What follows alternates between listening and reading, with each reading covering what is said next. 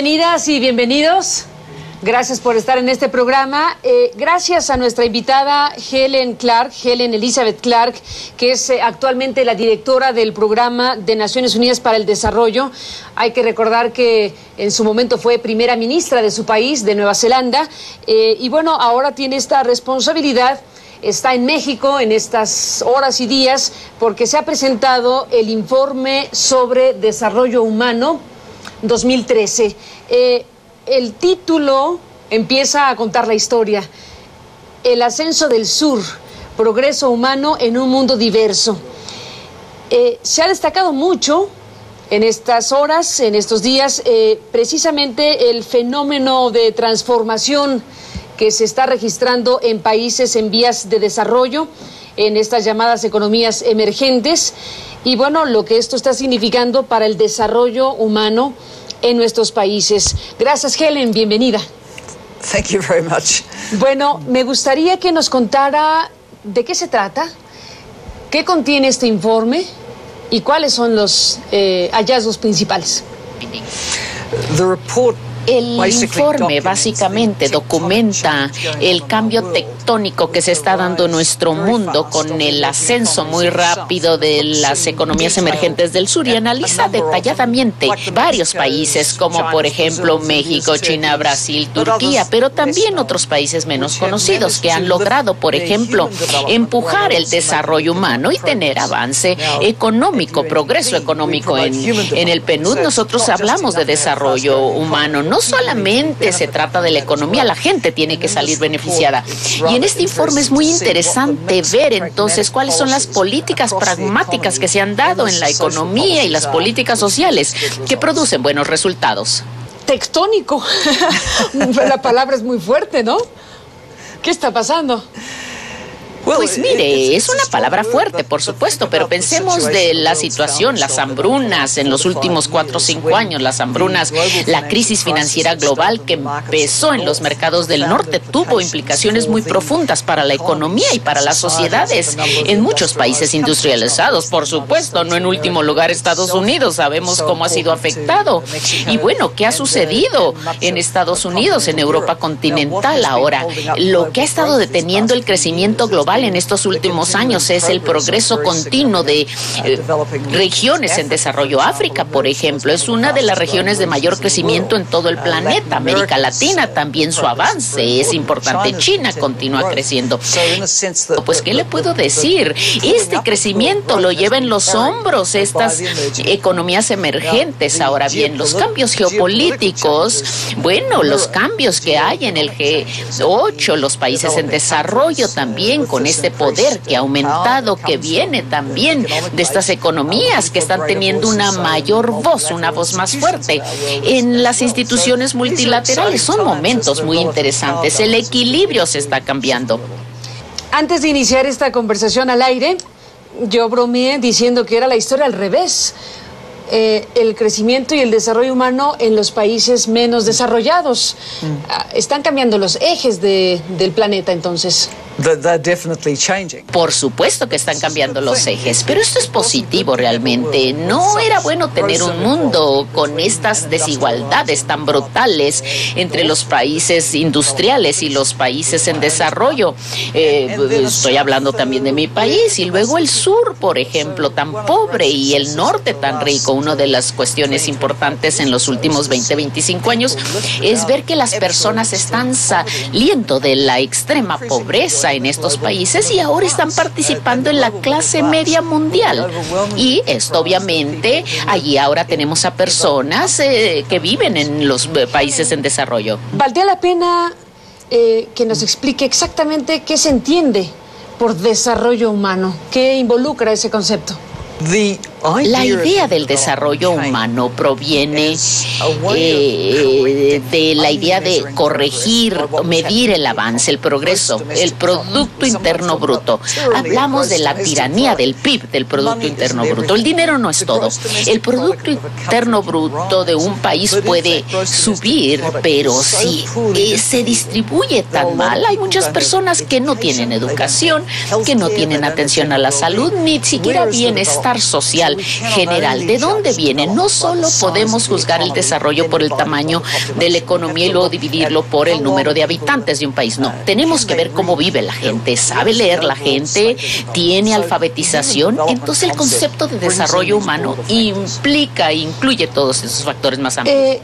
Este informe evalúa las políticas públicas en los países analizados que han permitido este desarrollo humano con mejores indicadores.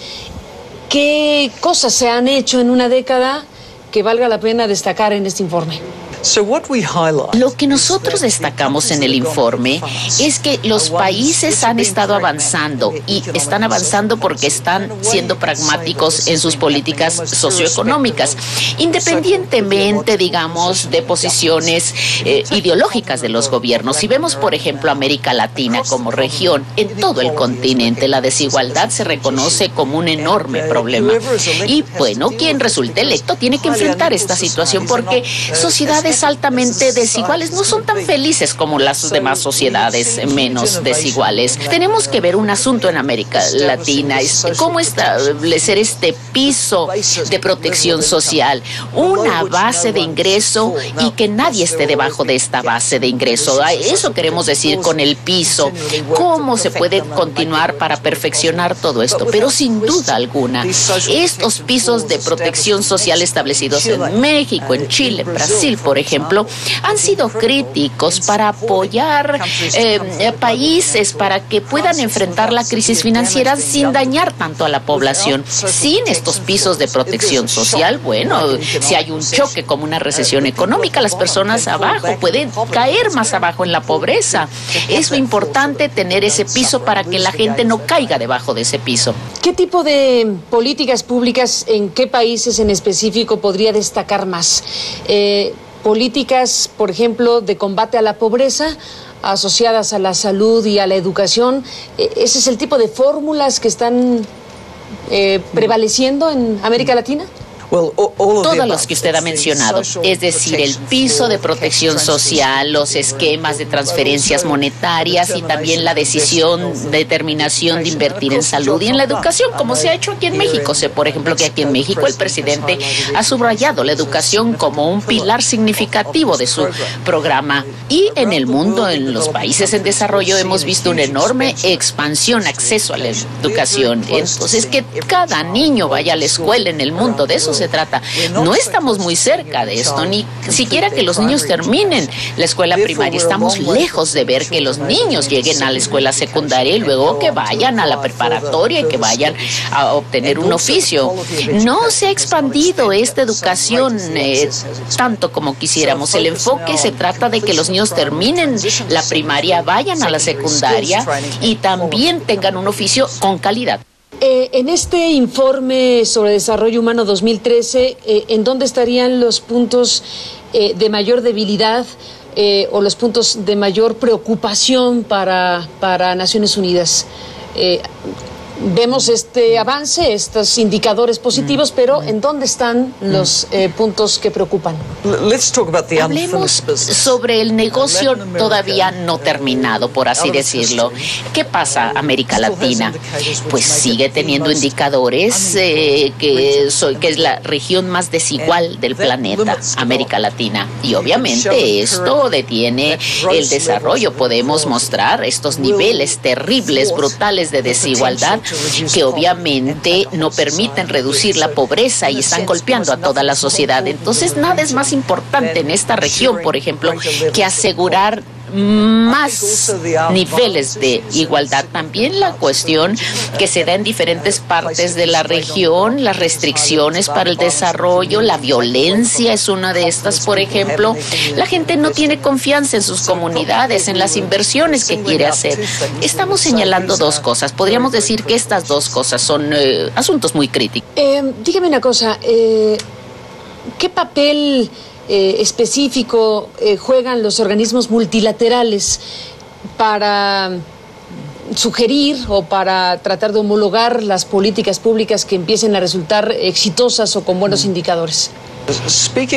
Hablando en relación con el PNUD, Nosotros, sin excepción alguna, tenemos una posición de confianza en los países donde trabajamos, porque somos reconocidos como un organismo que trabaja en cuestiones del desarrollo. Nosotros no llevamos ningún bagaje, entonces queremos trabajar en los países y en su desarrollo. Y en un país, por ejemplo, como México, por supuesto que tiene tremenda capacidad y confianza en sus instituciones, pero tiene retos de desarrollo muy reconocidos y muy claros.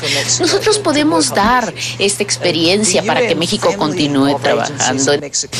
De agencias de Naciones Unidas también ha trabajado, especialmente con los indicadores socioeconómicos más bajos, donde las desigualdades son mayores. La manera en que trabajamos es en dar asesoría sobre políticas a los gobiernos, al gobierno federal, municipal, local, pero vemos primero las prioridades. Tenemos aquí en México un nuevo gobierno claramente articulado sus prioridades y tiene 5 pilares en el programa del presidente, y también estamos muy emocionados por el diálogo político que ha producido el Pacto por México y también la agenda de reformas. Entonces, nosotros tratamos de asesorar, estamos dispuestos a ayudar a México. Helen, haré una pausa y regresamos en esta conversación. Volvemos.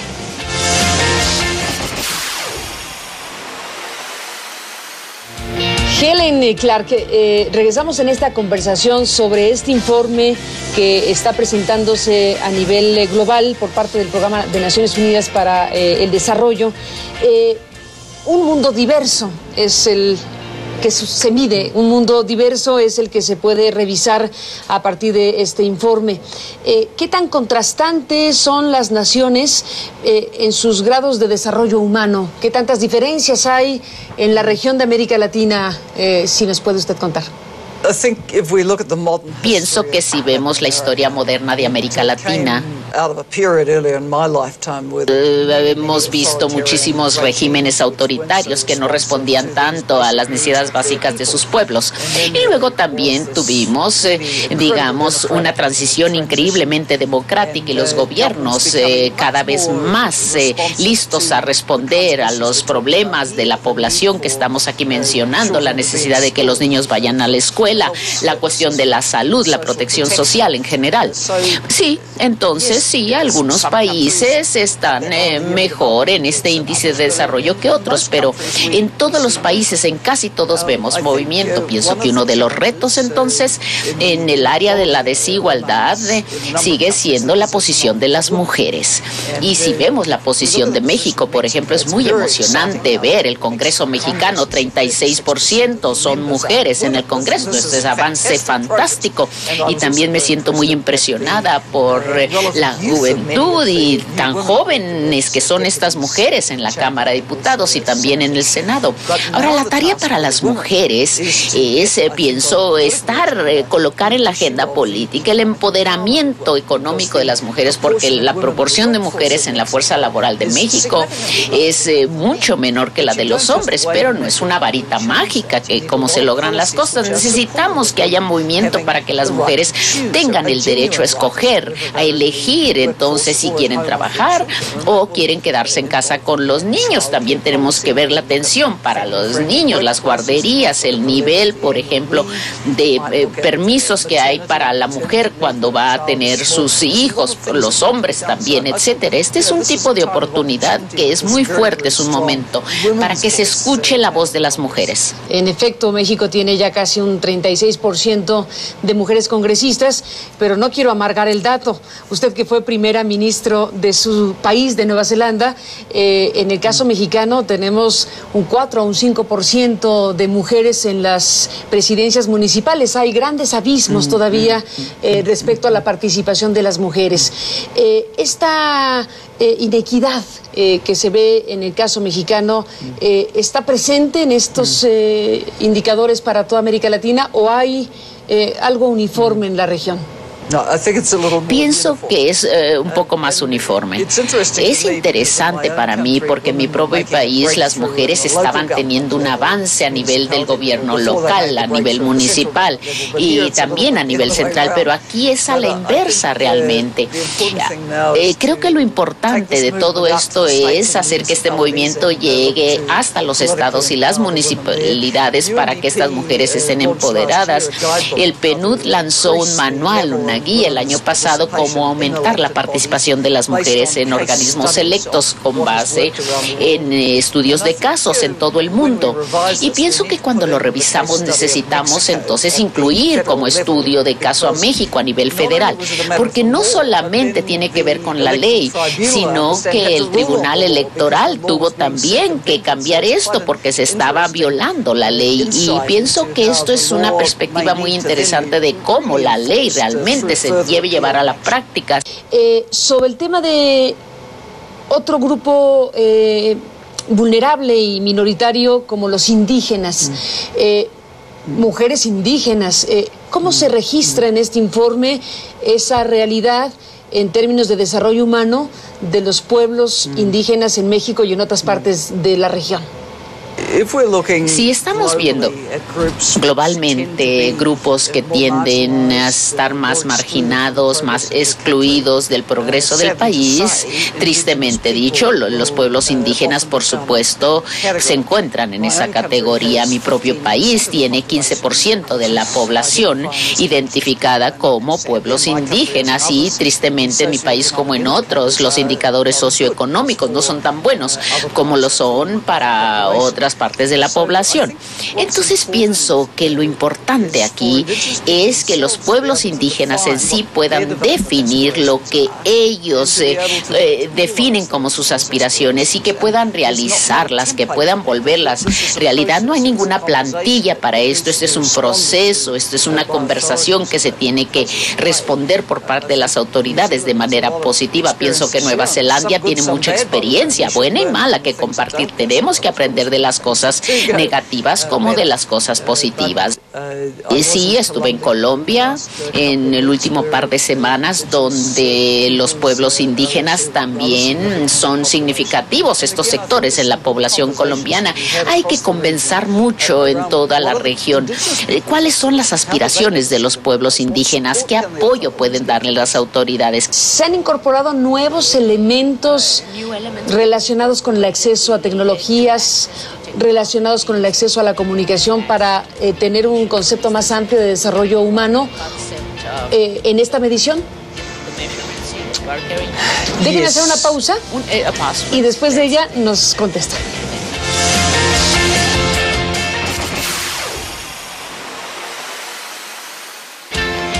Helen, regresamos en esta conversación, es la parte final. Pregunté hace un momento sobre si se incorpora en la medición para hablar de desarrollo humano otros conceptos como el acceso a las tecnologías, el acceso a lo que ya muchos consideran derechos fundamentales como el Internet. ¿Está contemplado eso en este informe?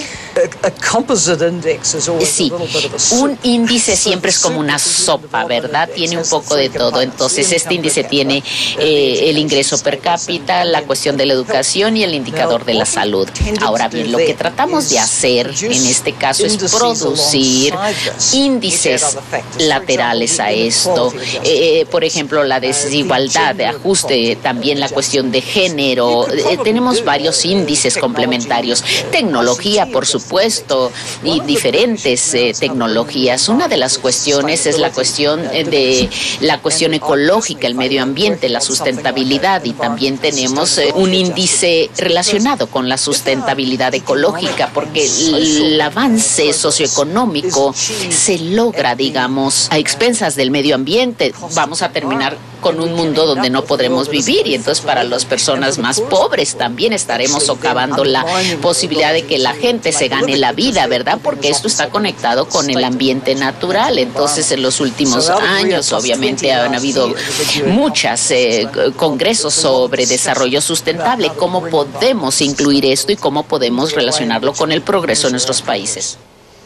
ha habido un proceso de destino de recursos públicos muy alto en países como México, para los ejércitos, para las policías, para el combate al narcotráfico.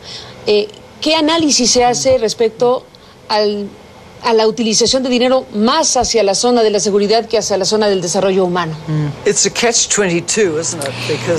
Realmente es un círculo vicioso ¿verdad? Porque si usted tiene una oleada de mucha delincuencia, tiene que obviamente responder, pero esto quita recursos para el desarrollo más amplio. Aquí nos interesa mucho la estrategia nacional prevención del crimen que tienen ustedes en México. Pensamos que esto tiene que ser en América Latina, las cuestiones de seguridad, que analiza toda esta cuestión en varios países, no solo en México. Tenemos algunas recomendaciones sobre enfoques integrales para enfrentar. Sí, obviamente, la respuesta de ley y orden es importante, las instituciones públicas, también las cuestiones de los ministerios públicos, todos los organismos, pero es importante ver los impulsores de este fenómeno. Y entonces, si vemos en el pasado, vemos que atacar algunos de estos problemas, marginación, exclusión, el potencial de los jóvenes, falta de oportunidad para los jóvenes, estos asuntos sociales más amplios, la disfunción familiar, por ejemplo, son cosas que se necesitan analizar para enfrentar ese otro problema que es muy grave. ¿Cuáles son los datos, las ideas principales que nos deja para cerrar este programa? En un breve resumen. Mi mensaje es: no solamente estén felices con un buen nivel de crecimiento en el Producto Interno Bruto, hay que asegurarse que ese crecimiento incluya a todo el pueblo, a toda la gente. Todo mundo necesita ser beneficiado, todos los barcos deben montarse en esa ola, en esa alta mar, ¿verdad? La educación, la atención a la salud, las familias, que todos tengan un nivel de ingreso abajo del cual nunca deben estar. De eso se trata. Helen, le agradezco mucho que haya estado en este programa para conversar de este estudio que está disponible, que está circulando y que habremos de analizar más ampliamente. Gracias por estar aquí. Muchas gracias. Gracias y bienvenida a México. Hasta la próxima. Y gracias a usted que nos permitió acompañarles en este programa. Pásenla bien. Los espero mañana.